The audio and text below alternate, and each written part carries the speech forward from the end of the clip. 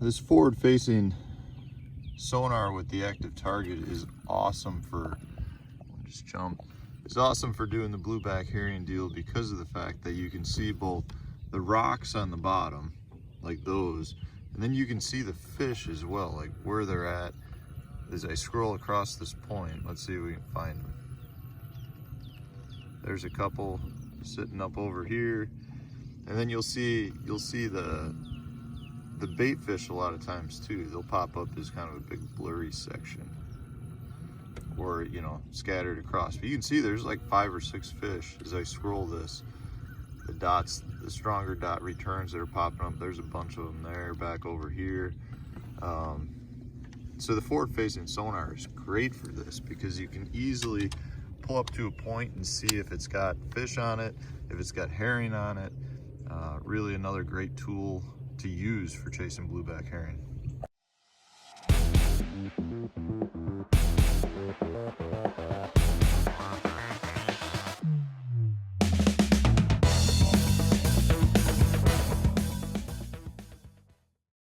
Hey guys, welcome back to the channel. Thanks for tuning back in. Today I want to talk about the dreaded blueback herring bite. So right now I'm currently at Lake Murray. I just spent the last couple of days of practice trying to figure out the blueback herring spawn bite in the morning. I found a couple of spots. Nothing I'm super impressed with. I think it's still kind of early in this bite. You know, I think the blueback are still moving up, or moving out of the backs of the creeks, I should say, and the largemouth are kind of still in their spawn phase, so they're not quite in that chasing mode yet. But I want to talk about the blueback herring spawn and how you can target that to catch pretty much all game fish species that eat blueback herring in those lakes. So largemouth, spotted bass, stripers, white bass. I mean, I caught a couple of catfish this week that were feeding on them. It's like a really good feeding opportunity for game fish that eat blueback herring.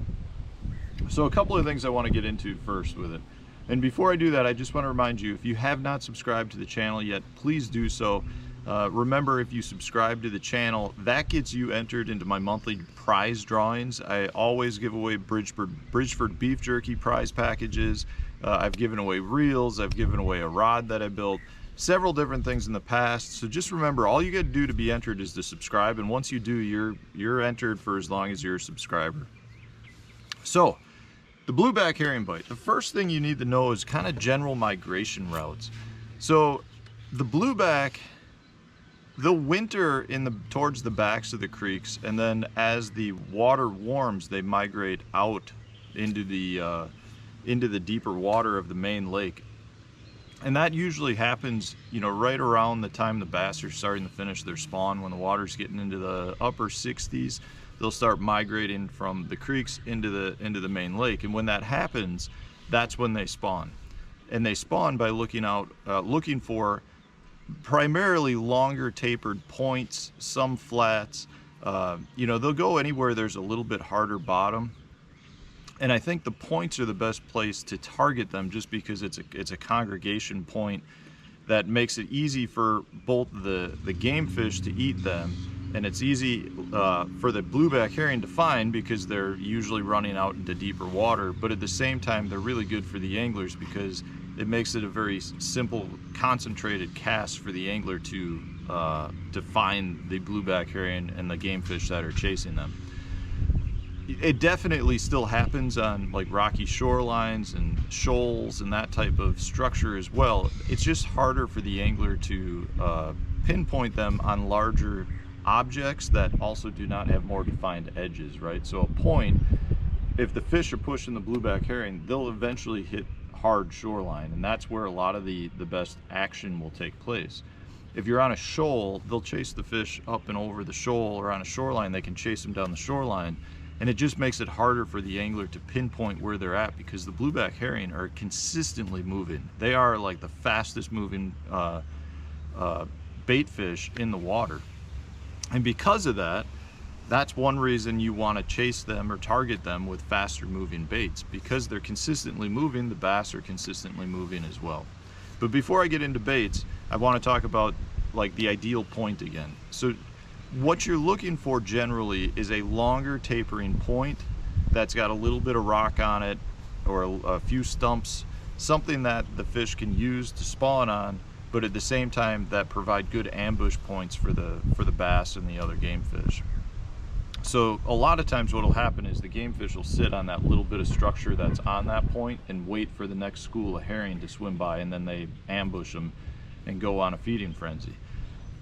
So long tapered points, you want it to be a harder bottom, and ideally if you've got a little cluster of rocks, a few stumps, that type of thing on top, that's what you're looking for. So once you've identified that, the best thing to do is cover as many points as possible. Here on Lake Murray, there's a point every 50 yards, it seems like, that meet that criteria, so they're all over the place. And the problem with that is the bait fish and the herring are not everywhere. So, you know, I'll run out and I'll pull up on a point, make 5-6 casts, scan it with my active target to see if I see any bait fish or fish. And if I don't have anything, I pick up, go to the next point. And I'll do that all day. And you know, yesterday morning I hit probably 25 points, and I think I found 2 or 3 points that I would consider have good activity taking place on them. But just because there's activity doesn't mean you're going to catch the bass that are chasing them. It's really a timing issue where you got to be on a point that not only has blueback herring but has bass that are feeding on them, and then you have to be able to get your bait in front of the bass that are so dialed into the blueback herring that they're not always willing to chase your bait. So I do want to point out the blueback herring bite or blueback herring spawn normally takes place over, you know, throughout the night, and because of that, the crucial time period to catch them if you're not night fishing is the first hour or so of the morning. Once the sun gets up high, those blueback will kind of stop the spawning phase, and that kind of kills that point bite. So you want to make it sure you're out early, and you really are covering a lot of water until you find them first thing in the morning before the sun gets too high. That's not to say that you cannot still catch fish on those points. A lot of times the bass will stay right on that point, even though the blueback have kind of pulled off, and they'll wait until their next feeding opportunity where a random pack of blueback come through during the day, or they'll just wait there until the following night, and then they'll go on another feeding frenzy. So a lot of times you can slow down on those points that were active in the morning, dragging a drop shot or a shaky head, something along those lines, and still catch a few fish. But if you're specifically targeting the blueback herring spawn bite, you need to be covering lots and lots of water until you find where the actual spawn is taking place. And again, like I said, just because you find it doesn't mean you're going to catch fish that are feeding on it, because they can be hard to catch. But when you do find it, there's a few baits that I highly recommend. One is what they call the old double Fluke Rig. In this case, I've just got a couple of Berkeley power bait jerk shads, which are Fluke style baits. Really any sort of jerk minnow bait works great. The thing with this that's so awesome is you have the potential to hook up with 2 fish. And I'll do a video later about what I think is the correct way to rig this up. But it's a great way to cover water. It's a great way to take advantage of the potential of catching multiple fish on one cast.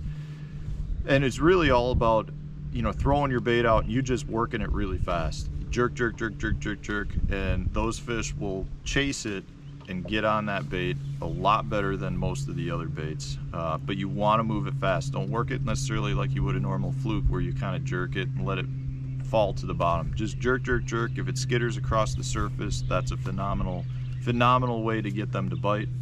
Another one that I really like, this is the Berkeley Magic Swimmer. This bait, otherwise known as the Sebile Magic Swimmer, I believe it's being changed to the Berkeley name since Berkeley took them over a few years ago. This bait specializes in the blueback herring spawn bite. It's meant to be cast a long distance, reeled extremely fast. You reel it straight, don't do much with the rod, just burn it straight back to the boat. Kill it every once in a while with the reel handle, burn it again, kill it, burn it, kill it. A lot of those bites will come as soon as you kill the bait. It's a great blueback herring bait. And then after that, you know, really you've got any of your topwater baits, any of your walking baits, any of your cane walker style baits that are meant to be cast a mile and just kind of skittered across the surface.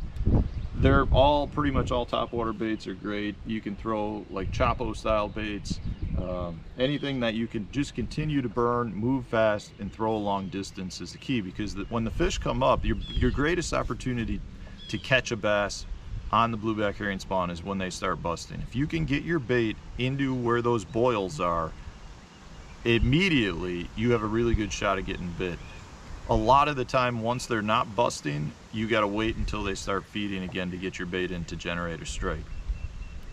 But that's really what it is, guys. The blueback herring bite is one of those things that I think can be really overwhelming. I realize a lot of the country doesn't have them, but it seems like they're spreading to a lot of other lakes, whether that's through natural means or whether that's through individuals transporting them from one lake to another.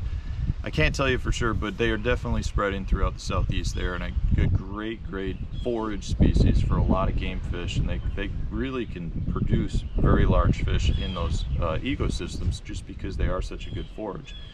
So I'm not necessarily opposed to them spreading. Again, I don't know if it's being done legally or illegally, but they are spreading, so it is something you guys want to be familiar with, and it can lead to some phenomenal fishing during the springtime of the year. Once the bass are done spawning, they will go out and start gorging themselves on the blueback herring, and if you're willing to get up a little early, be on the water, a little earlier than normal, you can really take advantage of this bite and catch some giant fish and have some great action. So I recommend checking it out, guys. I hope this was helpful to you. If it was, share it with your other social media sources, hit that like button, leave me a comment if you've got some other baits that you really like to use for the blueback herring spawn bite. Leave it in the comment section so that all of us can see it and give it a try. Thanks for watching, guys.